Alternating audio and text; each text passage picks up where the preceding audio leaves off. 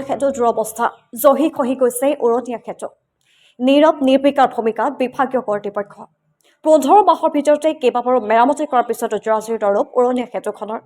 ২০২৪ চনৰ ২৯ ফেব্ৰুৱাৰী তাৰিখে অসমৰ মুখ্যমন্ত্ৰী হিমন্ত বিশ্ব শৰ্মাই মুকলি কৰিছিল বহু প্ৰত্যাশিত বৰপেটা ৰোডৰ উৰণীয়া সেতুখন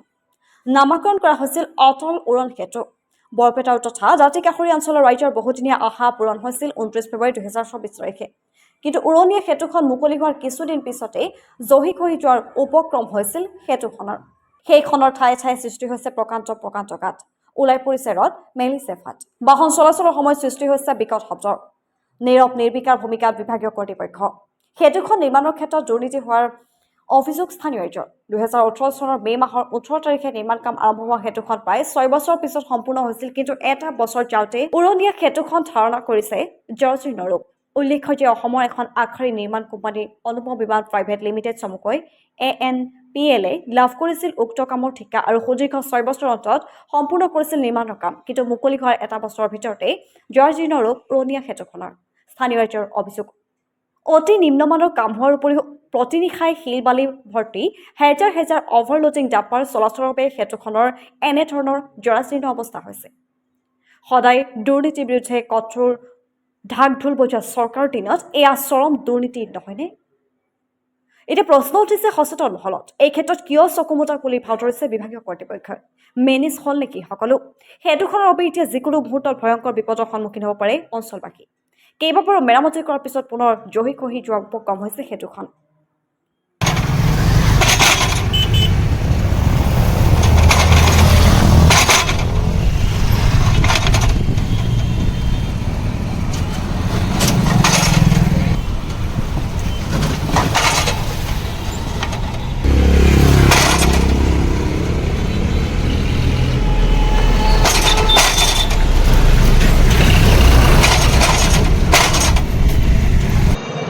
কি কম কোৱাৰ ভাষা নাই আমি বৰপেটা ৰোডবাসীয়ে বহুত আনন্দ পাইছিলোঁ যিহেতু আমাৰ